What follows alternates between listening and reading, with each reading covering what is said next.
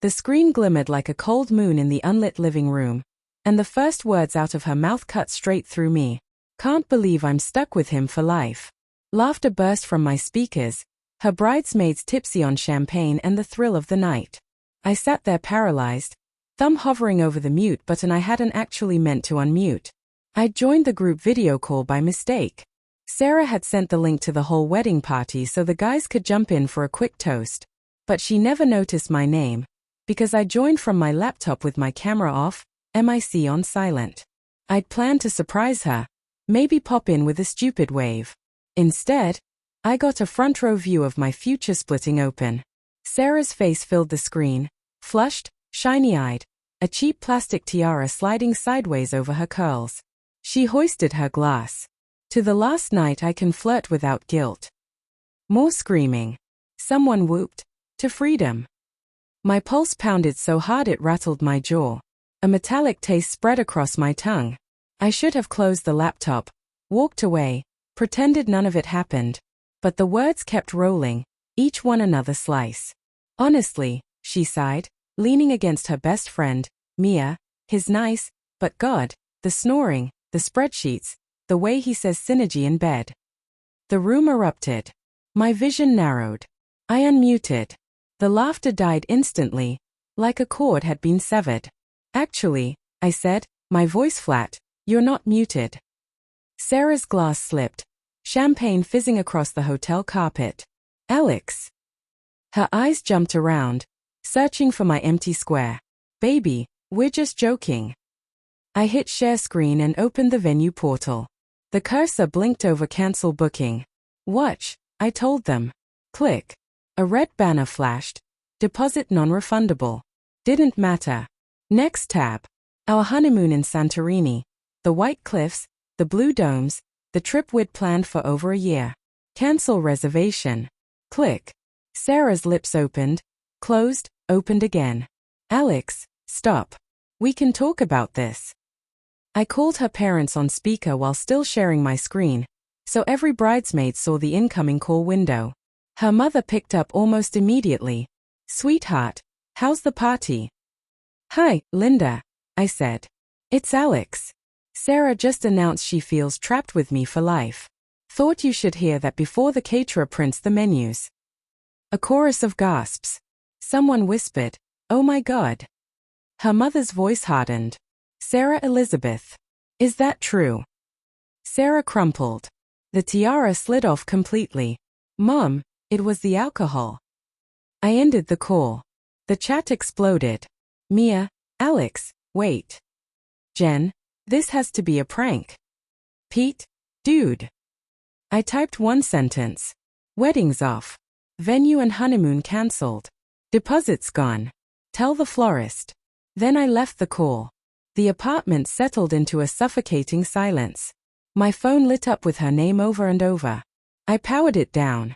I sat in the dark until the laptop battery drained, replaying her laugh.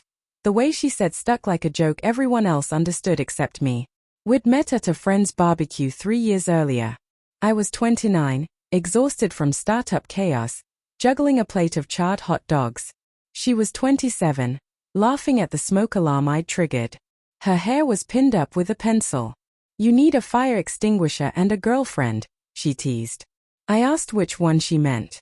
She kissed me before the grill cooled. 6 months later I proposed at sunset on the pier. Cliché, sure, but the light turned her eyes to shattered glass, and I couldn't imagine waiting. She cried, said yes, posted the ring photo before I even got off my knee. We built a life piece by piece, shared bank account, color-coded calendar, a cactus named Kevin because it was the only thing we couldn't kill. I memorized her coffee order, oat milk, 2 pumps vanilla. She learned that my attempts to fold fitted sheets resulted in lumpy rectangles. We bickered about the thermostat, made up on the kitchen floor. I thought the cracks were normal. Every couple has them. But tonight they widened into a gorge. I opened the closet and pulled out the garment bag with my tux. The plastic had once smelled like beginnings. Now it reeked of endings. I hung it on the door and stared until the fabric blurred. At 2:14 a.m., the doorbell camera chimed. Sarah stood there, mascara streaks down her cheeks, barefoot, wrapped in a hotel robe, clutching her heels like weapons. Alex, please. Huh. The voice crackled through the speaker. Let me explain. I didn't move.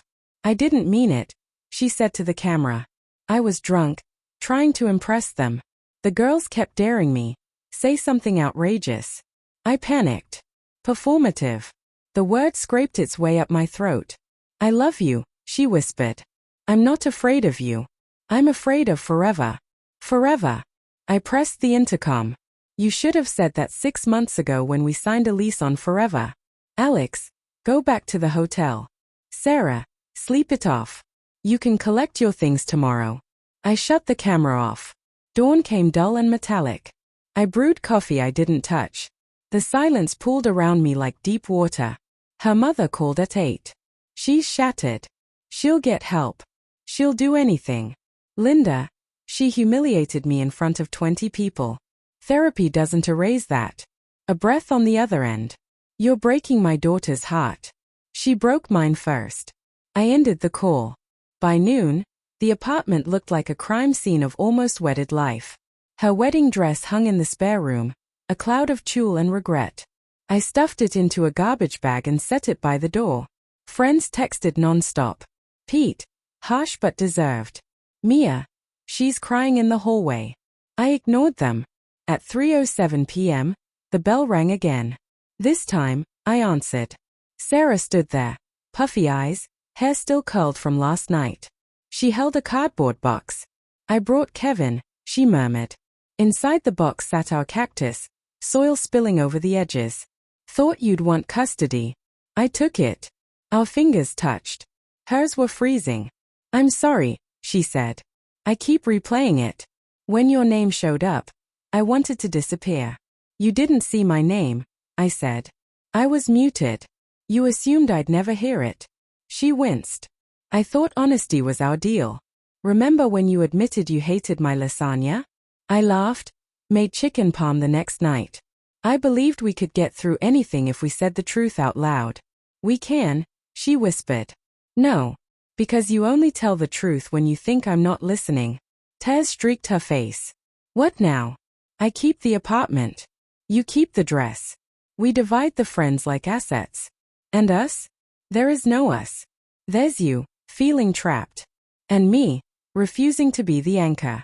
She nodded, slow and pained. I really did love you. Did. The word came down like a blade. She turned. Then paused at the doorway. The honeymoon refund came through, she said. They called it exceptional circumstances. Money's in your account.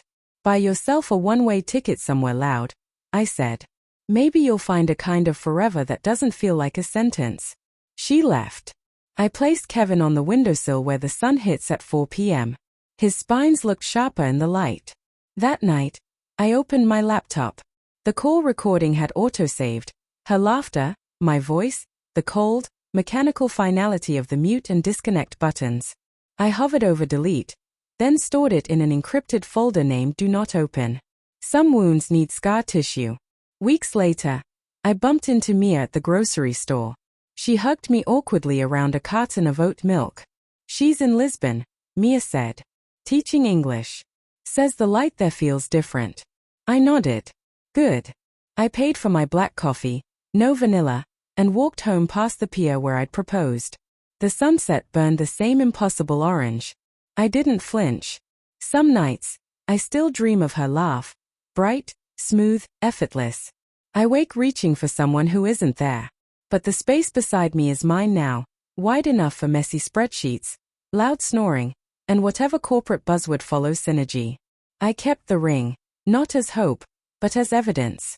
Proof that love can be real right up until it isn't.